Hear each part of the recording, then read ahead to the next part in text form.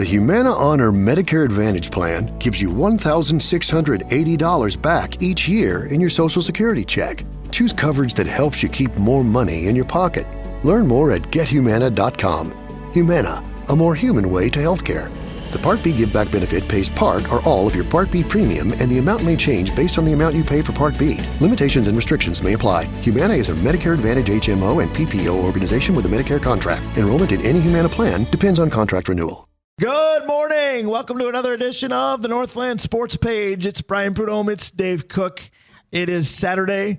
Dave Cook dons these airwaves for the second day in a row. Good morning. How are you, sir? Doing okay. How are you? Not too bad. Not too bad. Early night last night. We got to start the football game at fresh time of 6 p.m. I was going to say, we were in front of my house by 8:30, and I said, I'm going to go in. My wife might still be awake. Memo to all the teachers out there, don't worry if you weren't. She wasn't.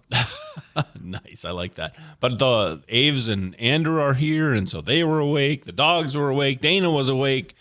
So I got to spend a couple hours with them, and it didn't end up at 1 a.m. like it often does. There you go. Well played by you. Well played by North Branch last night. They flexed a little bit on Duluth East. Duluth East played well, but North Branch can really do some things. Well, and North Branch, we've talked about them on here before, and I heard gimmicky offense, and I was thinking they were going to be all over the place, right? Right, it was the gimmick from 1938. They just run the wing tee, and they run it to perfection. And, if the defense isn't disciplined, they're going to score. What surprised me, Brian, was the amount of long plays they had, because normally teams like that, they're grinding it up, right? Right. 5-6 yards a carry. They're moving down the field. These guys would go 5-6, 5-6, 40, right? And almost every drive, 5-6, 5-6, 40. I thought you were describing my height and age from a few years ago. 5'6", yes, 5'6" and 40, but now 40 has become 45. I digress. Right, but you need 5 yards to get first downs all the time. So I think what surprised me, 4-11, 4-11, and that was their ground game. But what surprised me was they'd throw the wrinkle in of a pass, and when they did, because they're so ground heavy, to say guys were wide open is an understatement. Yeah, no doubt. And to say that their 6'6" tight end caught the last touchdown with 4 guys from Eastern around him just in the air, like your dad did when you were little, was kind of what that last touchdown. That's where that 5'6" comes into play again. Put his arm in the air and everybody else was reaching up for it, almost got to his shoulder pads. Yeah, it was something. The intended target was 6'6". That's where your 5'6" mantra comes back in again. Yep. But 42-16, North Branch beats Duluth East, but you've got friends affiliated with Rock Ridge, and you were getting updates there last night that surprised a lot of people. Yeah, how about Ridge knocking off Denfeld? That's so.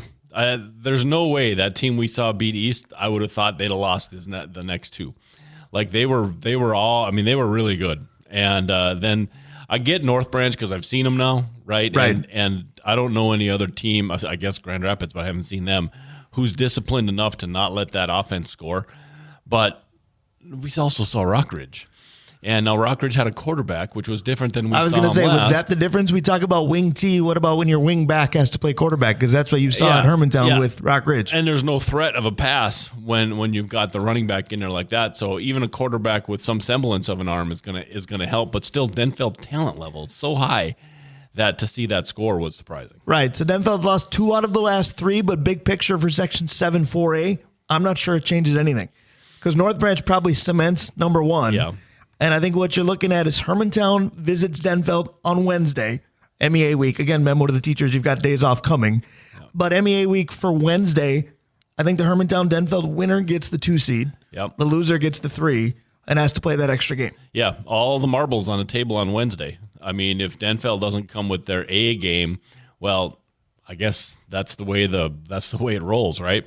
Because Hermantown looked really, really good the last couple times we've seen them. And we talked last night on the air about beating a team like North Branch. You got to be able to take something away, right? So they go away from the dive play because your defensive line is just swallowing that up all the time. Right. So you don't have to honor that as much, right? So then you can follow the ball. Well, we saw that defensive line from Hermantown play the way that they played against the other teams that we've seen. That inside defensive line should be able to take that away. So the question is, after that, can the linebackers and the defensive backs be, honor their responsibilities? Because now you've taken, 6 different plays that North Branch runs out of that and turned it into 5. They only had to use about 8 throughout the game. And so I think that, and Hermantown can move the ball. And we saw East last night move the ball. In fact, how much did they miss Lewis yesterday? Yeah. Woo. Otherwise, they stuck to their mantra, because how many times have I told you between the 30s, East is pretty good? Yeah, no doubt, right? In fact, Greg Grell, who did the play-by-play for you last night, he hadn't seen him before, and he said that exact thing about the third period. Man, East is good between the 20s, but then, right? Yeah, you're not the first. Are you in person to say hockey that. mode? That'd be the third quarter. Right. It could be the third period, technically. Right. No, yeah, I guess I'm in hockey mode, right? No, the thing about what we've seen out of the teams up here is that they all got some talent. They've all got. Denfeld has the ability to beat anybody, right? Because they should be able to score against anybody, right? And yet we see stuff like last night where they're giving up points as fast as they can put them up. East, we got to see them move the football a little bit last night, even if it was a second team at the end of the game. It was still crisp, and hat tip to Aarons, by the way. He played pretty well last night, considering, although he did have a touchdown in the fourth quarter from about 30 yards, and he got tackled at the 10 by the turf because nobody else was there. Right. But that's one of those when you're a running back and you see nothing but goal, and then you fall down in the middle of it. You're like, what? I know, that's one of those, as a public address announcer, you don't want to say tackled by the 8-yard line, but that's exactly what happened. Yeah, no doubt. And so they missed Lewis because there were a couple chunk plays that I think Aaron's left on the field early because it was his first start in a while, right? And Lewis probably would have gotten those. I think the other thing that I missed is the consistency of Friday Night Lights, because we talked about Hermantown, not talking about them today because they played back on Thursday, but they took care of Esco in a big way. Yeah, and the Esco, so I watched Esco early, and of course it was against Proctor, and Proctor's struggling this year. But their quarterback looked amazing, and it sounds to me like Hermantown may have shut that down. And so, again, this Hermantown team has got a lot of parts, Brian. If they get good, they can beat North Branch. The key with North Branch is being able to follow the football. You mentioned Greg Grell did his first play-by-play in a couple of decades last night. And he had to play Boy, he got issued a challenge, because following the ball for North Branch is not only difficult for an opposing defense, following the ball as a play-by-play announcer is always tough. Yep. Enter North Branch, the challenge rises. Well, and every single team in the Northland should watch that with the idea of how do we run our fakes like that?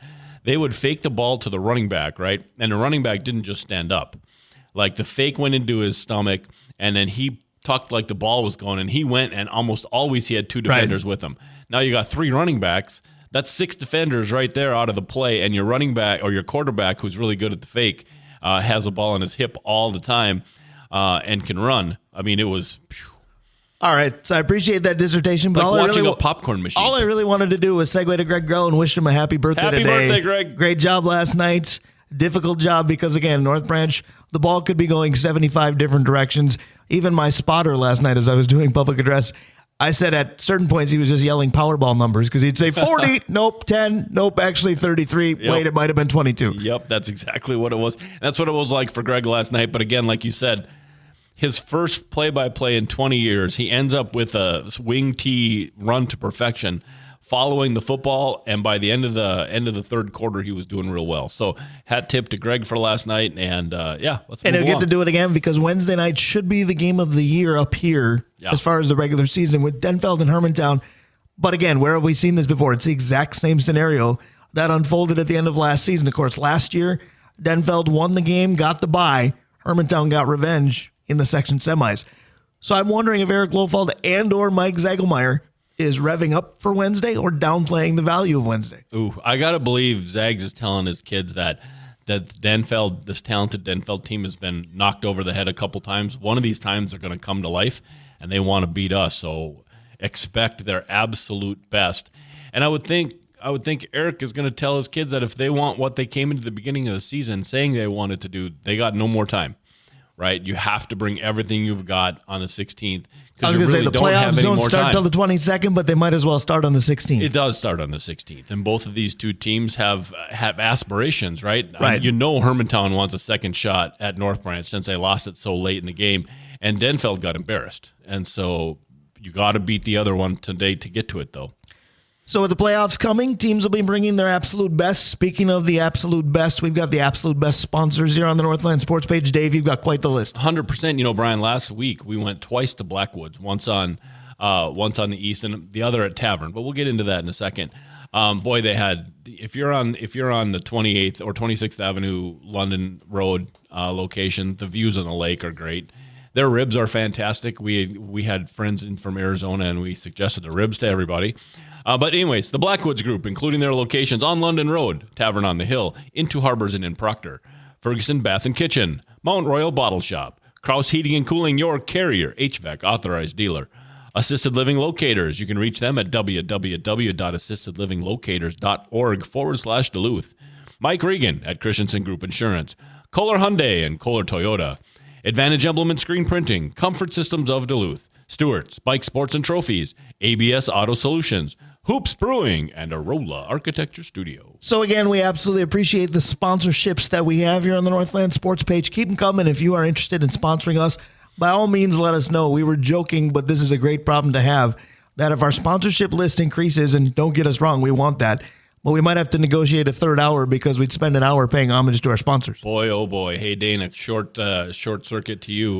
We're thinking about a third hour. I don't think I'd be worried about telling my spouse. I'd be worried about telling every team that we work for, hey, you're going to have to flex your start times a little bit because we may not make it on time. Right, we'd have to start earlier. We couldn't. Yeah. I don't think we could start later. So I don't know that we want that piece either. The more we have this on-air production meeting, scratch that third hour. Yeah, no, I think 3 is a bit much. We're like WWE. They took Raw from 3 hours to 2 hours last week because they didn't have enough content. Well, we're not at all like WWE because none of this is scripted. None of it at all. It's all off the cup. But at the same time, we've got a good script, if you will, of guests today because Dave Hoops will be along at 10:30. Again, I asked myself the timeless question. Is Dave Hoops really a guest or is he borderline co-host by now? He's a sponsor. We get that. But to put him on our guest list doesn't even seem like the right title. Right. You could just put it on the Hoops list, right? Because everybody else has to equal Dave, and he's here as much as we are. But speaking of Dave Hoops, who has co-hosted with us before, we got another guy today who's co-hosted with us as well because the pride of Hermantown that is now the pride of Hollywood, Topher Davis, will be along as well. Yeah, that's going to be fun to talk to Toph. We haven't done it in a while. We have not. And then 11:05, Lavelle E. Neal. Sometimes the show writes itself. That's why I say we're not scripted, but the reasons to get Lavelle just kept blossoming this week. He's had the finger on the pulse of the Lynx. He's a columnist that covers everything. The book is still out. Believe it or not, the holidays are coming. Oh, by the way, the Twins are up for sale. I don't want to dive too deep into it now, but we will with Lavelle. Yep. No, it's something. Like you said, the Vikings are 5-0. PJ went and beat USC. Like everything in the cities went nuts last week, and guess who's in the middle of it all? Lavelle E. Neal, the third columnist of Star Tribune. So again, he's at 11:05, 11:25. The Twins, will they be sold? We'll play buy or sell. We won't play it about that necessarily, but buy or sell. We get a lot of good feedback on that segment, and that's one that we ad-libbed several weeks ago, years ago even. Yeah, right. And that's the fun thing about it. We're able to just our boiling hot takes. Will often, wrong, but still boiling hot takes. I was going to say they're hot, but they're not right necessarily. Right, exactly. I know a lot of people like that. They're hot, but they're not right necessarily. And then we'll close the show. The Vikings have a bye week, but Vincey Glenn doesn't take one. It's actually kind of fun to talk to him when the Vikings don't play because he may ridicule this question because he's been known to do that for some of the ones that we throw at him. But I think one of the things I'm going to ask, and maybe it's changed over the decades, but how should a bye week be spent? Or my piggyback would be, is it spent differently if you're 5-0 versus 0-5? Is it get out of here, do your thing? If you're struggling, is it we're not taking much of a bye week, we got some wrongs to right? Yeah. I'm curious. I'm also interested in the impact a player at the level of TJ Hawkinson is going to have on a team that's 5-0 coming out of the break. I mean, are they ever afraid that having a talent like that, and again, not afraid of it because it's a talent, I get it, but he's going to need to be fed, right? And at whose expense? No doubt about that. So it's almost like a mini conference with Vincey because he always teaches us some things. But speaking of conferences, I've got a lot of connections to teachers. Obviously married to one, work with several at games and whatnot. It was conference week for a lot of teachers this week. And as a former student, I don't know if you remember your days as a student. Oh, yeah. But conference week for me was always a little bit scary. My anxiety spiked knowing that my parents were going to chat with my teachers and what was going to come out of that. That was never comfortable for me. Yeah, no, and you've met Dad before, and Dad was always kind of dry and listened really close, and I don't think teachers expected that. And then he would ask them some random question about something, it would stump them, and then he'd say, we're done here. And then we'd walk and go someplace else. So it was always nerve-wracking what the teacher might say, but it was always interesting to see what Dad might do. All right, so I always knew what the teacher was going to say because I was forever known, and I say forever because I think it's still going because I'm still my mother's son. I was forever known as the butt child. And it is not because Of jokes? my butt has any kind of aesthetic pleasure to it. And it's not because of being the butt of jokes. Cigarette guy, like we saw on the way Not in? at all. Not the pride of downtown Duluth in any way whatsoever. But I'll tell you this. I was the kid who, he's a really nice kid, but he talks too much. Oh, he does really well in class, but he talks so much, he gets other kids off task. Well, for all of those who said I talk too much, how do you like me now? I got 2 hours of a radio show and do a lot of play-by-play. But The other thing was, I was also the butt child that he's really smart, he does well in class, but he doesn't like to do his homework on time. So I was forever the butt child. As I thought about this and relayed it to you, I said, Dave, this is a perfect opening topic. And you said, Brian, why do we want to talk about your butt? We don't. But the thing with Minnesota sports teams is we're almost afraid to embrace success. yeah. But we love them unconditionally. So it's like, I love this team, but we're going to talk about that in the current state of each team. That should be fun because there's a lot of things that we're going to say that about. Like the Twins. We're not going to talk about it now. We'll talk about it a bit. But, they're being Now we're going to start counting how many times we say but in this show. Well, we're being sold, but at what expense, right? The different owners. Well, apparently it's $1.06 billion. Is that what the price is? Yeah, but is Donald Sterling going to be the buyer, or are Oh, we no. going to get Mark Cuban? Like, this is that's the thing. That's the butt part of this. I already made the vote that whoever loses the Wolves ownership Yes. squabble should just be awarded the Twins. Or- I'll run that by Lavelle and see what he says. Or the Wilfs should just buy him. Oh, that's probably the best case scenario, but I don't even know that they have an interest. Or maybe A-Rod wants both. I'm cool with that. Finally, he could do something for the Twins rather than kill them in the He's postseason. owned them forever. There's that. So why not make it Oh. official? There you go. All right, so we might as well start with the Twins because, right. again, I do probably more than most people love this team unconditionally. So what we're going to do is we're going to talk about why we love them and then what's the but, so to speak. Yeah, it's kind of funny. I came to a player first, right? The enigma that was Ron Davis. Ron Davis was, when they brought him in from the Yankees, he was that crazy hard-throwing bullpen guy. But we found out that what his fastball did was sit in the middle of the plate. And so in my mind, that's how this is how I can ruminate around it. Okay. Excellent, all the peripherals, but in actuality, not so much.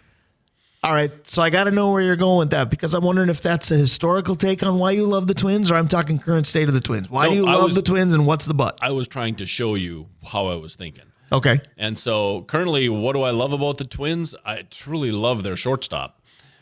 But the rest of the But he can't stay on the field, the yeah. injury thing, and that's the other thing. I like the fact that we have a training staff, but can we do some pre-work? Right. Because everybody goes down almost every year now with the Twins. Well, and I'm going to kind of double down on that theory because, again, the health is the factor, and I don't know how you fix that because we tried firing, replacing training staffs, what have you, and same bleep, different pile kept happening. But I'm with you. I do love the core, and frankly, I love the role players because I'm a big Wallner guy. I'm a big Larnach guy. There are guys, Willie Castro, how many times did I sing his praises throughout the season? So there are good pieces to this roster without question. I do love the core. I love the idea of Correa, Lewis, and Buxton being something you can build around. But let's stop thinking that that's necessarily a possibility because Carlos Correa's health has been in question. His production as a result has been in question. To say that Byron Buxton is still a superstar, you're going by his draft choice, I honestly think at this point. He's had one good season, and we, as a fan base and as an organization in Minnesota, made a huge deal about the fact that, he played 100 games this year? Yeah, but that should not be glorified, but here we are. The thing is, and I'm not a big believer in WAR, but it does say something. He had like a 4 WAR. He played at like $15 million value, and we don't pay him that. So I guess that's a positive thing. But I agree with you. Here's the other one. Like, you remember when Royce went off for his 9 at-bats in his first 9 at-bats in his career, and everybody was We like, anointed him the second coming, and it all went backwards. I was like, Brian, hold tight. Yeah, he started out fantastic, but let's see him play a little bit. And about halfway through this year, they want to move to second. We got the complaining. We got like the whole second half of the season was kind of icky when it came to Royce. So it is, as you said, the model of which we think we have, but the reality is different. Right. And the big butt, let's be honest. I know Sir Mix a lot. He liked big butts, and I necessarily don't. But you don't lie. It is the ownership. It is the lack of spending. It is all of that. But I don't want to dive in there because we've got 11:05 to do that. I don't know if the change in ownership is going to fix all of that. Let's face it, the change in ownership, has not happened yet. So Right. even though there was much rejoicing earlier this week, we're all counting our chickens before they hatch. That was a really weird announcement, wasn't it, though? We're thinking about selling, and everybody's like, great, they could own it for another 10 years. They didn't say they were selling. They were thinking about selling. The other but, as much as I like this guy, and I do, and some people give me a lot of flack for still liking this guy, the other but is Rocco and method to his madness, because the mantra of, third time through the order, can't let the pitcher stay in. It's 5 and fly, can't dare go 5 and a third. We need to see the game with our gut and with our heart and not with an analytics chart. That's my problem. And that wasn't supposed to rhyme, but it did. It did. But no, the thing about Rocco, and it's not much him, but it's how how they addressed this season. It's like this happened, but we're going to claim our infield needs a new playbook, and we're going to fire the assistant hitting coach. By God, we're getting rid of that guy. And so you had a bad year, and you didn't really address anything. We're going to roll her back. All right, so because of our high school football dissertation to start the show, we're way behind time, so we got to fly through 3 more teams. Let's go to the Vikings because, frankly, at 5-0, the perfect record, some of the butts, unless you deep dive, are harder to find. In fact, I got some love for my choice in sweatshirt on the way to the show today. Yeah. Guy looked in your windshield, saw the purple Vikings hoodie I'm wearing right now. Radio's not a visual medium. And he pumped his fist to his heart and pointed at me. And you said, Brian, you're getting hit on sitting in the car. In the car, baby. That did not happen, but the love of the Vikings did happen. I rolled down the window and yelled, "Skol," and all was well. Yeah, that's exactly right. But it was a little funny because you looked at it and went, "This guy's in love with you." This Why is that? interesting. Yeah. How about this? Sam Darnold started hot, but Sam Darnold. Yeah, that's a good one, and we've seen it a little bit during the last, I'll say, 6 quarters, the second half at Lambeau, and really the 4 quarters against the Jets. The debate is it Darnold or is it the Jets defense? I think that's a collective yes. Yeah. I love the Vikings for a number of reasons. Justin Jefferson, best wide receiver in the game. Defense that is actually entertaining and exciting to watch. Instead of holding your breath because we don't have the ball, you almost wait to get it now because of the way that this defense operates. The other thing for me is they're so soft in the middle on the offensive line. Garrett Bradbury, I don't enjoy watching you. He's a solid C+. Ed Ingram, I don't enjoy watching you. Dalton Reisner, I can't decide if you're going to be the answer or not. You mentioned Hawkinson coming back. Is Reisner going to help? Bergner's played well, or whatever the other 64 guy is. That's Brandel. Bergner would be the backup running back for Denfeld. Yeah, Brandel. That's what I was thinking. What's his first name? Blake Brandel. Blake Brandel, yeah. That guy. Or some people say Brandel. I don't even know which one is correct. He's been good. You got the emphasis on the wrong syllable, as my dad would say. He's been good, but the doggone Ingram has not. I mean, he's been okay run blocking, but that doesn't do any good when you're looking back and helping your quarterback up because your guy just killed him. Well, the other but, let's be honest, is the fact that this team doesn't have a plethora of running backs on the roster. Yeah. The fact that the Vikings won with their only offensive touchdown coming from Denfeld's own C.J. Ham is nice for us, but not a sustainable idea. If Aaron Jones, if that hip injury is serious in any way, Sam Darnold's pressure just mounted, and we're not sure he can handle that. They're going to have to make a trade for a running back if that happens. But the cornerbacks are the other one I want to point out. Our defense has been pretty good, but our cornerbacks really haven't been tested, and there was a reason they were free agents. See, I'm going to go the other direction because on paper, I agree with you. On the radio, I suddenly don't because I think that the cornerbacks have been that good because we hear the term shutdown corner, and I'm not about to say that the Vikings have a bunch of them. They don't. You're right. They have older guys that were available late, and they went and threw them in there, and it's gone well. Yep. Either the pressure that the Vikings get on the quarterback is that good that the corners don't have to cover very long, or they're not tested because the coverage has been that good. Because there have been some times that quarterbacks have stood back there and still not completed passes. Yep. So we're not hearing about Stephon Gilmore other than clinching the game last week. You're not hearing much about Shaq Griffin. You're not hearing about Byron Murphy Jr., at least not in a good way most of the time. But you're not hearing these names because they're not getting tested. So I want to agree with you, but I'm just not sure. I think they're better than we think. No, that's fair. I think the corners are like offensive linemen. You only hear about them when they screw up. Yeah, no, I agree. Let's quick jump. Let's jump to the wild because we need to get moving, right? Yes. So how about this? The XL Center is great, but it needs some work. Yeah, I think that's probably true, although when it comes to things I'm going to pick on with the Wild, the building is way down the list. Yeah, no, I agree with that, but it was the first thing that came to mind. I'm going to say that John Carlson taught me many times that you build a hockey team from the back end out, but I'm not sure where the goalie of the future is. Now, the contract they handed out earlier this week lets me believe that the young kid is. And when part of your last name as a goaltender is Wall, I want to believe it. But the future in the net is where. Yeah, and if it's not Wall, we're in a heap of trouble. Yes. Yeah. So how about this? The long-term no-trade contracts stink, but was it the right thing to do? That's a great question, because I look at this team and I say, well, there's not a superstar other than 97. We have applications being taken, if you will, from the likes of hopefully Rossi or Rossi, however he wants to say his name this year. Yep. I love Eric Sinek, and Matt Boldy was incredible in the opener. We'll talk about that with Topher Davis. But I'm curious if it gave you just enough veteran flavor for this team not to stink.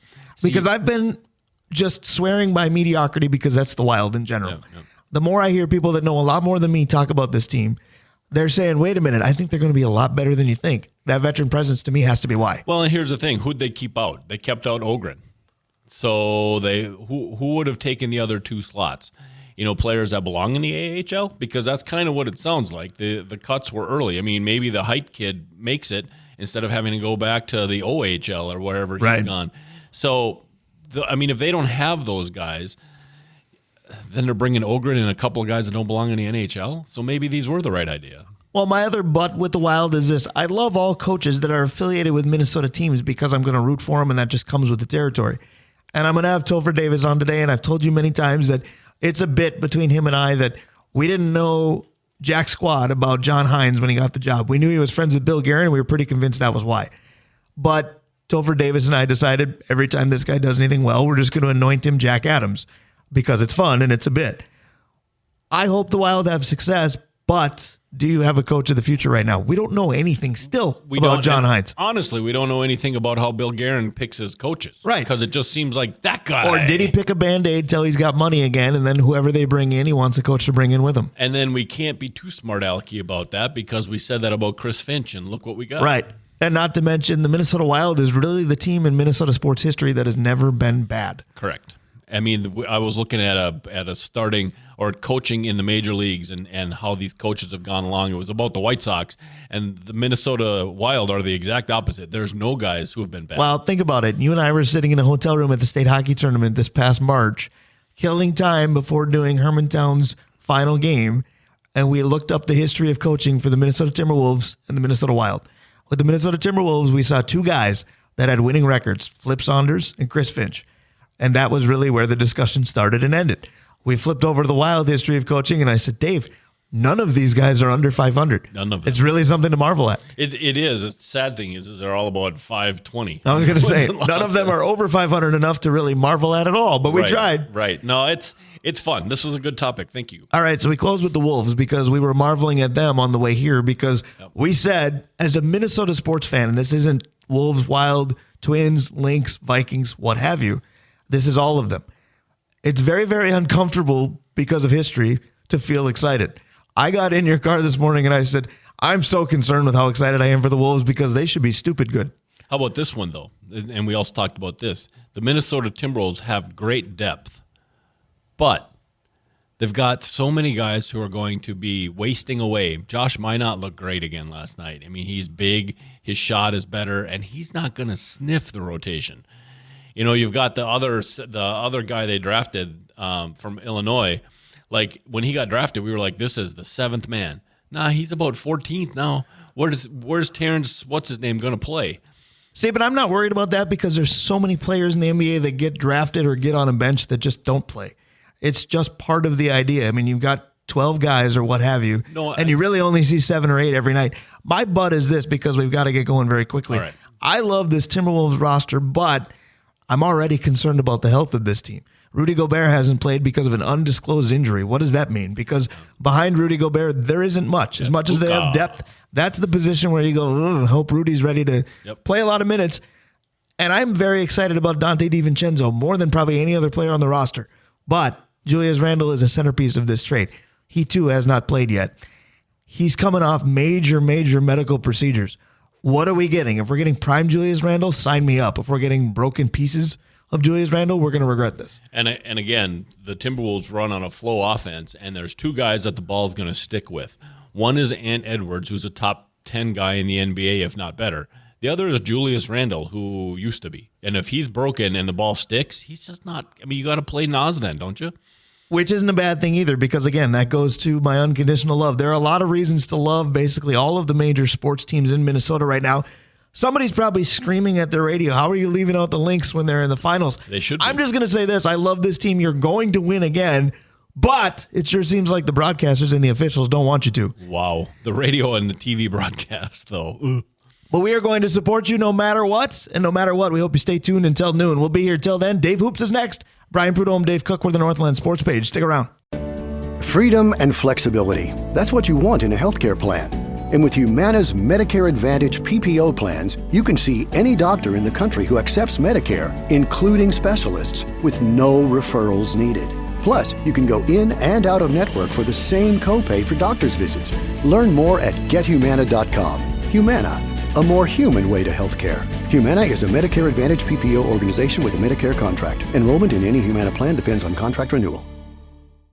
Back on the Northland Sports Page. Always happy to be with you. Happy you're with us. Brian Prudhomme, Dave Cook.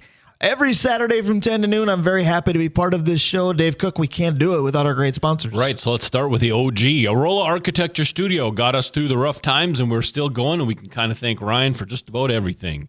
Hoops Brewing, ABS Auto Solutions, Stewart's Bike Sports and Trophies, Comfort Systems of Duluth, Advantage Emblem and Screen Printing, Kohler Toyota and Kohler Hyundai, the Blackwoods Group, including the locations on London Road, Tavern on the Hill, in Two Harbors and in Proctor, Mike Regan at Christensen Group Insurance, Assisted Living Locators. You can reach them at www.assistedlivinglocators.org/Duluth. Boy, if there's a website that tells you exactly what they're doing, they're helping you find assisted living. It's extremely helpful for a vital part in a loved one's life. And so often we don't think about it until we got to think about it. Yes, so thank you to owner Kaylee Olson for being part of that. Yep, having a resource like that is invaluable. Kraus Heating and Cooling, your Carrier HVAC authorized dealer. Brian, I didn't know if you noticed, but it was 47 degrees this morning. It's getting to be that time. I'm trying to refuse to notice. If you notice, and radio is not a visual medium, I'm still rocking shorts. I just refuse to let it go. Mount Royal Bottle Shop, Ferguson Bath and Kitchen. And that's a great group of sponsors. Because I tried to get Blackwoods in there earlier, and I was like, I forgot the and part. And, of course, the proprietor, Hoops Brewing. Dave Hoops is with us now. Always using good judgment if you partake in a Hoops Brewing beer. But speaking of judgment, Dave Hoops is making his way back from Denver. He's been judging beer throughout the week. I can't wait to hear about that because as far as I'm concerned, but nobody's asked me to judge, Hoops is the best beer around. But Dave, sounded like you got to anoint some of the best beers around. Tell us about your travels and good morning. Oh, good morning, guys. I have the honor every year of judging the World Beer Cup, which is national or international, and then the Great America Beer Fest, biggest beer festival and competition in the world. And so this morning is the award ceremony, and about 300 judges. We did about 10,000 beers total, amongst everybody, and gave out some medals and good luck to everybody. And certainly we've had a lot of local winners, and it's like the Academy Awards of brewing, if that makes sense. So it's kind of a big day. That does. And tell me, if you could nominate one of yours for said award, what would be the front runner in your mind at the brewery? Because I know what my favorites are, but I know my tastes aren't for everyone. I want our listeners to know, if I'm going to Hoops, what should I go after in the mind of the brewer? Well, our pale ale is really, kind of our most popular beer, and it's really interesting because it may or may not win in a competition level because it's as strong as most people's IPAs, and so it's kind of semantics. So there's that if you like hoppy beer, but if you like lighter beer, then the Rink Rat or the Hell are both outstanding choices, and they're quite popular with the hockey crowd for sure. But lighter and easier drinking beers can be a lot more fun than, really, really over-hop stuff. You mentioned the hockey crowd, pretty good week for them. The NHL season, the puck has dropped. The Wild are 1-0. They'll play again today. UMD men's hockey, they got a victory last night. Good to see that as well. In all your judging of beer and all your worldly travels and whatnot, were you able to keep up with what was suddenly a very busy sports week? Because I mentioned some of the hockey stuff. Oh, by the way, the Minnesota Lynx are in the finals. They have a one-game lead in said finals. The Minnesota Timberwolves are on the cusp of having their season begin. The Vikings are still perfect. They're on a bye week. First time in years we've probably been disappointed the Vikings are on a bye week. And oh, by the way, the huge news, I don't know if the three of us can pool roughly $1 billion together, but the Twins are for sale should we want them. Well, that's really the best news of all, because how much complaining have we done over the years? Yes. And, you guys were saying earlier, who knows what kind of ownership we're going to get, but this team has done a lot with very little a long, long time. And unlike the A's, they're not leaving, hopefully. That's Right, the be hopefully careful what you part. I was wish going to for, say Dave. that final word is key, because I agree with you. Can you imagine what this team can do with some actual resources? That would be really fun to find out. But the sale's not done. Whoever the sale is going to go to is not determined. The fact that they are going to stay is not set in stone. There are a lot of indicators that should point to that, but curveballs do happen, pardon the baseball pun. But, hopefully we get somebody that wants to keep them local. And then, yes, all the rejoicing you saw on Thursday would probably hit a fever pitch. Well, you guys know, I don't know how this is going to work with the new TV contract with the MLB handling it, but they have a great lease for Target Field. Right, you got 15 more years there at least. Yeah, and they're consistently, or at least, in the last few years, they put a pretty good team out there. We got 3 of the 4. Well, this year, the Central was all of a sudden really good. But, yeah, I'm excited about it. I don't like to blame the owners for everything, but this year's trade deadline and this year's collapse was a little hard to take. We talked a lot about it. So there's optimism, as always. I agree with you. And yes, this year's, finish was less than good. I'll be nice about it. nice, Let's put it that way. Yeah. But at the same time, and I want to ask Lavelli Neal this at 11:05 this morning when we hear from him, it does beg the question, how long has this been up the proverbial sleeve of the Pohlads? Because their response to a lot of things, whether it was in season or right out of the season, when Joe Pohlad said probably the most nauseating thing I've heard from an owner, that, hey, I had to make a difficult business decision, and if I had it in front of me again, I'd do it the same way. And you expect to hear the opposite with the way that this team finished. But, when you hear those things, your response is, well, then get out of the business. And lo and behold, they have. So I'm wondering how long that they knew this and couldn't quite disclose it, because that doesn't alleviate the frustration, but it would explain some things. Well, yeah, for sure. And it's just a good thing. But I think really you mentioned the sports. Yeah, of course, at night I was keeping track. And I've got a lot of California friends that I'm judging with, and it's all about the Dodgers and the Padres. What a great series. But most importantly, the Lynx. That's Yes. really what is, that's wonderful. And there was a lot more interest in that. The people were watching, there's a sports bar right next to the VRBO I stay at. And it was great to be able to see them win that game and tomorrow. And in general, I said it early on. I mean, I'm the worst. I'm the farthest thing from a Yankees fan there is. But Same. Dodgers Mets first. Okay, that is so cool. And then everybody kind of wants it. We'll see. Dodgers Yankees. It could be on paper one of the more interesting superstar-filled World Series. We'll see. Dave, we were talking about this earlier, Brian and I, in the car, and it was, we fall in love with all these feel-good stories in baseball playoffs, but you know what happens? It's always 1 versus 1. I mean, if you thought before the season that, we're going to get Kansas City and we're going to get Detroit and they're going to be in the, and then we're going to get to this point, and it turns out Yankees. I was going to say, my anyway. pipe dream of Padres-Royals died awfully quickly, and even Padres-Orioles was where I started. Yeah, and so it's kind of funny the way as much changes, it always seems to stay the same. I think it is Well, crazy, you're right, though. Go ahead, Dave. Oh, I was just going to say, if you ask Pitt, he's going to say that the Yankees are in a giant slump because of what's it been, 2015 or something? I think it was 2009 the the last time they won a World Series, so it depends on how they define slump. But I think the crazy part is I was going to piggyback off what Dave Cook said about falling in love with feel-good stories. And I'm going to talk to Topher Davis about this in a little less than 10 minutes, but the feel-good story right now is probably the New York Mets. Payroll-wise, they're the furthest thing from that. Why are we falling in love with the Mets? I like them too, but somebody explain it to me like I'm 5. Well, first and foremost, we should mention they were the best team in baseball since June. Right. They had to be to get here. It took the extra day, per se. Right. And as much as everybody really loves to hate the Yankees, the Mets are lovable losers, the miracle Mets. There's good stories. And they're just coming up with clutch hitting after clutch hitting. So it's I don't know. They're a fun team to root for, and I've got no problem. I've always kind of liked the Mets a little bit. So, and I like the cross-country series. I realize all those flyover states, quote unquote, which I hate that term. The league loves this, everything else, but stars matter, and the big stage. Last night's game was pretty impressive. You had 3 Japanese legend icons.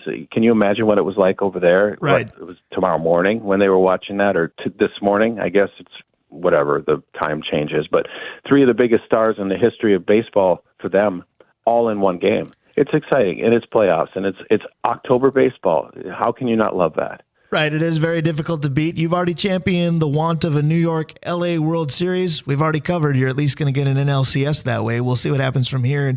And you're right. We just found the million threes, and you and I are similar. I've liked the Mets for a long time, and I don't think I can explain it. I fell in love with them in 1986 and never really stopped at least liking them. But what I also love is Dave Cook's always thought-provoking questions. We've got more today. All right, I got a big one first. So we've talked about how the Vikings have improved this year, right? And kind of out of nowhere.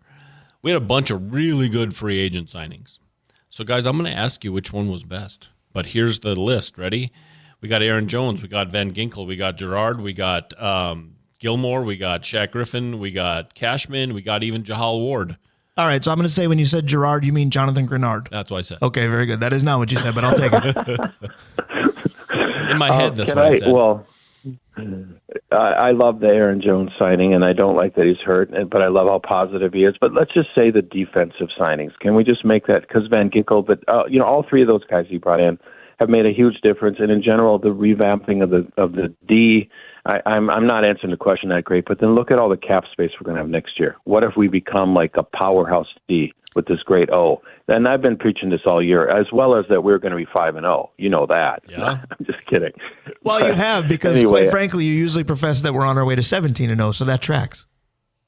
Right, it does. But I love the Van Ginkel signing and how exciting he's become as far as, a talking point with these pick sixes he's doing. But I just think our defensive, putting time and money into our D and making that next step, it's really exciting. The Vikings are now like a fantasy-worthy defense for those of us that play. They're fun to watch, and I don't like having Vikings on my team, but the D makes it so we can win any game. Well, last week. That's enough said, right? It is a blast without question. Van Ginkel is the answer because of what he's done on the field. Steve Petosha and I said time for 2 more. We said, they've worn the Jared Allen mullets in the crowd. How long until we're going to get the long blonde locks of Andrew Van Ginkel on just about everyone? And we talk about our kicker, Will Reichard, not cutting his hair till he misses. I'm pining for a Week 17 game where he's got the same hair length as Andrew Van Ginkel. But, because but was the theme of the first segment, I'm not going with Van Ginkel as my answer. It's Aaron Jones. Because the offense flows through your quarterback, and somebody's out there going, well, this guy's a moron. He thinks Aaron Jones plays quarterback. Absolutely not. Any good quarterback is going to have pressure alleviated by either a good running game or somebody that he can outlet the football to if he panics. That's been Aaron Jones. My fear is, because as a Viking fan, I've always got one, you're going to find out that Aaron Jones was the best signing, because if he misses a lot of time, we're going to look different. Yeah, Ty Chandler's got to learn to pick up a blitz, and he hasn't done it in 4 years. Why and not to stutter it? step through a hole, go ahead and run through one. I'm going to bring one guy up that neither of you really did, and that's Blake Cashman. I think there was a whole... Of course he did, as a gopher, Dave. Well, hold on. I think there was a whole lot of, we brought him in because he's a gopher, and yet he has solidified the inside of that defense to make people go outside. You could have picked a Texan and been right, because I think Shaq Griffin used to play there. He's been fine. Jonathan Grenard's been huge. The cost of Daniil Hunter versus the cost of Jonathan Grenard is very different. The impactful play has not been that much different. I'm a little disappointed, frankly, that Sam Darnold wasn't on the list. Oh, gosh. You forget that he was signed so early. All right, so the next question. Last week we talked about what makes a great restaurant, what makes the atmosphere. I'm going to flip that today, guys. What makes a restaurant a place you wouldn't go back to? Oh, it's going to be the same answer, Dave. It starts with service.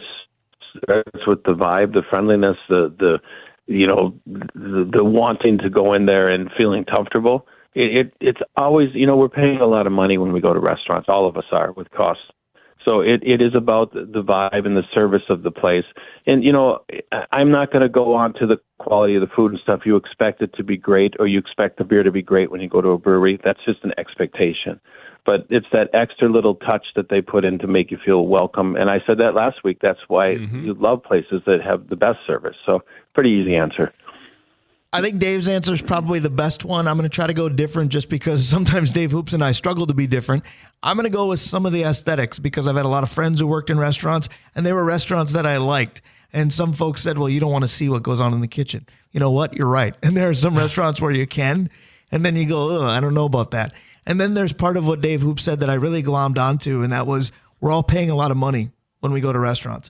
And I don't want to get political because we all talk about the price of this, that, and the other thing is higher than it should be. But how many times when it comes to restaurants have you said, well, that dish or their food is good, but it's not $30 good? So sometimes the price makes you go, I can get similar for less. I'm going to. Absolutely. And that's, that comes back to Blackwoods. Those things that we've talked about the last 2 weeks, man, Blackwoods hits them in spades. They're so good at that connection with people and the food and all of that. So, all right. So in the past, Dave, we've spent some time talking about cribbage at the brewery. And so I've got a question for you guys. What is the best card game to play at a brewery or at home? Well, you kind of cribbage in this area. It's really interesting because I was just in Colorado, as you know, and California's worse. And the majority of the people, the vast majority, don't play. And it seems to be a Midwestern thing and a cabin thing. But I really, really like Hearts, but you need 4 people. That is a great game to play, and just like a game night, and that's one of my favorites.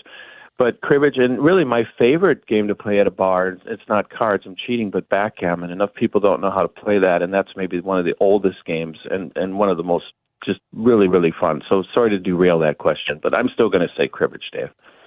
I like Dave's answer, though, because Hearts is a great call because Hearts probably got me through college, or Hearts is probably the reason why it took me too many years to get through college because there were a lot of late nights playing Hearts in the dorms and what have you. My answer is either going to be from childhood, it's gin rummy because that's what I learned to play from my grandmother very first, and it's a blast. But Dave Hoops, I know I've played this at your establishment. I don't know if you know about it, but the game 31. It only involves 3 cards. You basically get points for what you have that's suited. I have played that with people aged 10 to 75, and all of them have succeeded. In fact, opening day of the Twins one year, we got there too early because I am my father's son. We had an hour to kill. We sat at the bar at Target Field playing 31 as a table. It was a blast. No, that's pretty cool. That's one thing that we don't do enough. If you ask me that, the games that I've played, frankly, lately, it's been Uno or Peeps. And Peeps is basically slapjack with cards that look like Dana's favorite character. I think you forget how fun Uno is, though. Talk about one for all ages. That's a blast. Yeah, no, that's a good one, too. All right, gentlemen, that's 3. All right, that was a wonderful question. We go from Uno to Trace. 3 questions from Dave Cook on this bilingual show, the Northland Sports Page. Close speaking the language of beer. Tell everybody a good reason to go down to the brewery this weekend. And Dave Hoops, thank you again for a great Saturday. Well, thanks, guys. I love doing this and talking with you guys. So today it's a sports bonanza. I'm kind of rooting for Detroit. I don't care about that series, but they're a better story. And then, of course, we've got a really epic, fun Oregon versus Ohio State game tonight. We got the Gophers. They're playing. And I don't know if the Madison game is being televised, but we're going to definitely have a wall-to-wall sports on. Of course, we have hockey as well. So then remember this. We've got Rink Rat coming out. We've got the new Daisy Ale for her birthday later this week. And then a brand new batch of Scream Ale. If you go to the Haunted Ship, come over and have a Scream Ale, which is just a light cream ale. I have to follow up with one question. Speaking of the Haunted Ship, did you see our friend Dan Hanger and the transformation from the Dan Hanger we know to the Dan Hanger that's part of the Haunted Ship? The makeup folks deserve a hat tip. Holy smokes. They sure do. And please say hi to Topher, and the Denver Broncos are worth talking about as well, and Bo Nix, and I'm sure he'll handle that. We will handle that. You handled this Saturday beautifully again, my friend. Let's talk Dave. next week. Thanks, guys. Appreciate Absolutely. That's our guy, Dave Hoops. Always putting a smile on your face. We bump out with the song Smile because our next guest, he makes me smile too. My old co-host and one of my best friends, Topher Davis, is right around the corner. Stick around. Freedom and flexibility. That's what you want in a healthcare plan. And with Humana's Medicare Advantage PPO plans, you can see any doctor in the country who accepts Medicare, including specialists, with no referrals needed. Plus, you can go in and out of network for the same copay for doctor's visits. Learn more at gethumana.com. Humana, a more human way to healthcare. Humana is a Medicare Advantage PPO organization with a Medicare contract. Enrollment in any Humana plan depends on contract renewal. I'm the man, though. No, not me, but I'm Brian Prudhomme. Dave Cook is with me, and it's time to go down memory lane a little bit because it's been a while since the three of us have done this show together. Topher Davis is still on one of the radio liners that PA does for this show. So because he gets a little love every week, it's time to get him on the air again. 100%. Brian, I'm a little worried about one thing. We've known Topher for a long time, and he sends out pictures and does all stuff like that. Did you know he works at a college that still has tents on the field or on campus? I guess Topher needs to figure out a way to get them to build buildings instead of tents. So what you're saying is Laverne University is fairly intense. Is that what you're telling me? Yeah, something on that order. And he's back on a mic as a public address announcer there, too. So he's been the pride of Hermantown. He's now the pride of Hollywood and some of the best that Laverne University has to offer. He's my number one Mets fan, but I think he's got a wife that's a Dodgers fan, so the house could get interesting. Maybe we'll start there. Let's bring him in. Good morning, Topher Davis. Always good to talk to you. Good morning, fellas. Thank you for having me back on the air this morning. It's wonderful to hear your pearly voices over the phone as well as just over the radio. Yes, we're long overdue for all of that. We're going to talk a little puck, of course, because the NHL season has started, and you're kind of our go-to for wild expertise. But speaking of getting wild, Kelly, Dodger fan, Topher, Mets fan who also likes the Dodgers. You guys going to get along here for this series? It's going to be a lot of fun, right? I mean, it's a kind of a crazy situation. I tell you what, it's been a wild couple of weeks being a Mets fan. And now, obviously, having the Dodgers happen, it's kind of nice for me a little bit because I tell you what, I got my tickets for Game 2 on Monday already. I was going to say that is nice to have your favorite non-local team now playing locally for you. And let's go Mets go, because I've been on the bandwagon as well. I've told you I've liked this team since 1986. There was a time that they had Michael Kadire. I loved them then. There was a time that you and I seemed to spend every social moment together. So your fandom kind of rubbed off on me a little bit. So the Mets are fun, but here we are as a society kind of supporting these plucky New York Mets, who, by the way, have the highest payroll. What's going on that makes this team so likable? There's just so many crazy stories going on with this team. I mean, if you think back to, April and May, this team was down in the dumps. They had a terrible start to the season, and then just a bunch of crazy things started happening, right? Grimace comes out, throws the first pitch, and they become the hottest team in baseball from that point forward. It's absolutely unbelievable. They've got an aging, journeyman middle infielder, Jose Iglesias, who decides he's going to become a Latin pop star. Right. His song becomes the rally cry for the whole team. And, I mean, things just kept happening. And then, I mean, how many big, series or team-defining home runs can you have in a week between Lindor in Atlanta, when you have to win a game and a doubleheader in Atlanta when nobody else is playing because your series is postponed by a hurricane, and then obviously Pete Alonso against the Brewers when they're down to 2 outs from having their season be over, hitting the biggest 3-run home run of his life, right? And it just keeps building and over again. There's just so many crazy stories. This team's just been, left for dead. And Dave Hoops may be cheering for the Dodgers, but I think a lot of America is still cheering for the Mets. I will be with you. You talk about Pete Alonso and that 9th inning home run against the Brewers. I loved it for a couple of reasons. I was cheering for the Mets because, again, Brewers fans are just Packer fans wearing different colors. But I'll be honest, as a Twins fan watching Pete Alonso, I'm going, if he fails here, I wonder if the Twins can take a shot at this guy as a first baseman of the future. And then he goes deep and hits that home run, and I thought to myself, he's never leaving the Mets. The statue's on its way. Yeah, that was one of those things. Pete may have just guaranteed himself a gigantic offer from Steve Cohen on that one swing of the bat. Because, to be honest, most of his season hasn't quite been Pete Alonso level. But when you come up in the clutch like that, you cement yourself in Mets lore, right? And that could be up there with Game 6, especially depending on how they end up finishing off this run.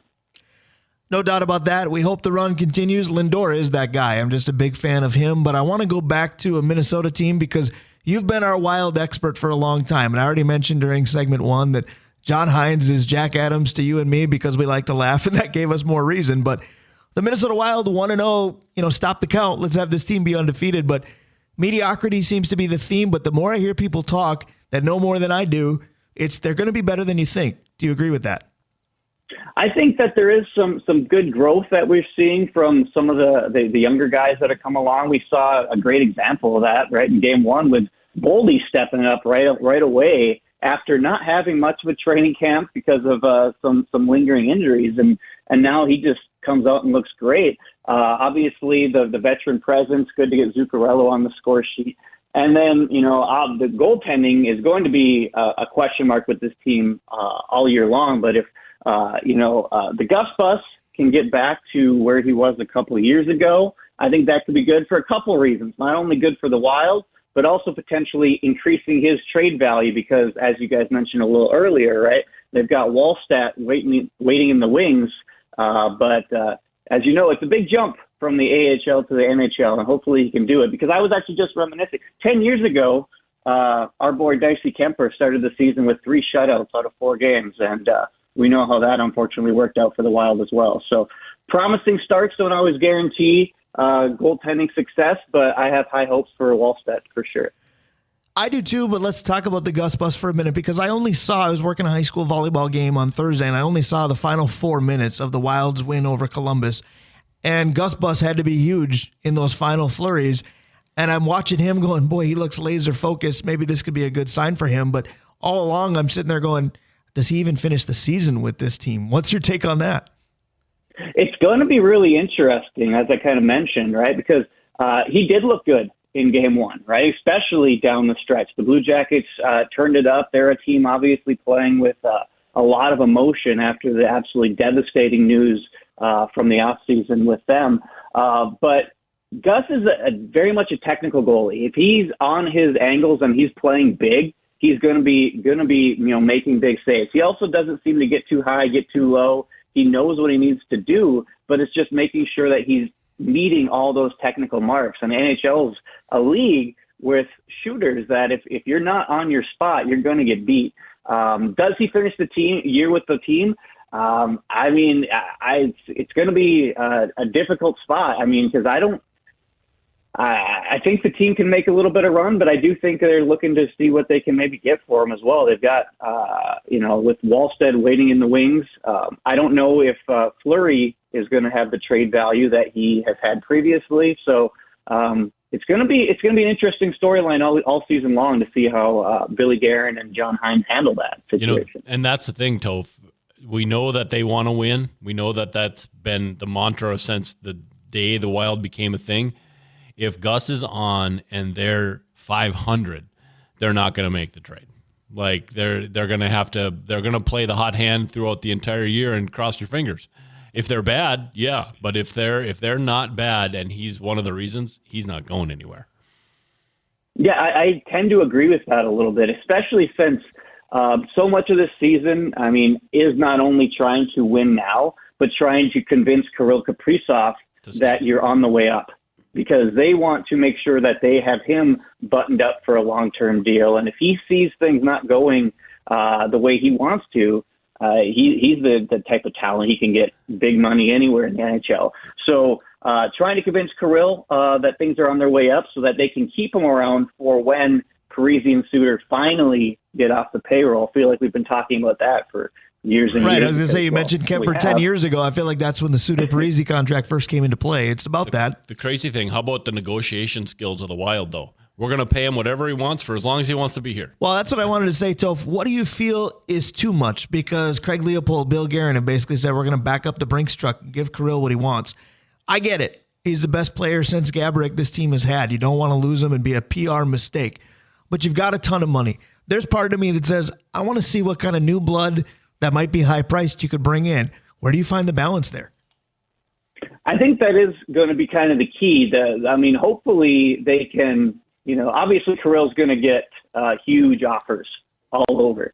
The key is to try to make sure that he knows what he has here. He feels at home. And I honestly think is trying to convince him that he can be to Minnesota what Alexander Ovechkin has done to the Washington Capitals. Because he really admires, looks up to Ovechkin. I think that if they can make that sort of correlation, I think that could be great for the Wild. I'm not saying he takes necessarily a hometown discount, but he'll take a top dollar contract, but maybe something that maybe he might leaving a little bit more on the table by going, not going elsewhere. We are chatting with Topher Davis, former Hermantown Hawk, former Hermantown Hawks hockey public address announcer, former football analyst for me, former hockey analyst for me, former co-host of this show, currently still one of our best friends. Had to work something current in there. Right. But speaking of current, I want to close with this because, Toph, you're always good on a mic. I just covered that with the glimpse into your resume. You're back on a mic for Laverne University. You've sent us photos. Tell us how that came to be. When did they discover the talent that we already knew you had? Well, it's kind of interesting, right? So it has been fun. I'm back doing public address for the football team at the University of Laverne here, and actually homecoming today, trying to hopefully replicate what St. Scholastica was able to do at their homecoming last week, trying to pick up a big W. We got Cal Lutheran coming into Laverne this afternoon, but it's just kind of, word of mouth, just talking to different people around, getting to know people within the athletic department. Me kind of gravitating towards the athletics in the university and just getting to know different people. They found out I had a little bit of experience, and they pretty much said, you could do whatever games you want. I was even offered water polo, fellas. So if you guys know anything about that and want to give me some tips, let me know. Knowledge isn't always that important on a microphone because I don't know anything about water polo except for it looks like it would be fun to play. But Topher, you got to remember, your career with us started with me pulling you into a Hermantown football game, and you said, Brian, I'd love to do it, but I've never done a football game in my life. And that went rather well. You did okay. Sure, yeah. I mean, that's the biggest thing, right? Throw you in the deep end and see how it goes. So I appreciate it, and I'm looking for a OMG playoff run here for the Mets. There you go. We'll get that song for next time. As of right now, it's Narco. It's Edwin Diaz coming in because we're closing out your segment. You are a beauty, my friend. I miss you. Let's talk soon. I appreciate it, fellas. Keep having a wonderful show. Talk to you soon. Talk to you soon, Topher. Absolutely. That's our guy, Topher Davis. That is hour one. It flew by. Lavelli Neal III starts hour number 2. Gee, what should we talk about? Stick around and find out. We'll be right back.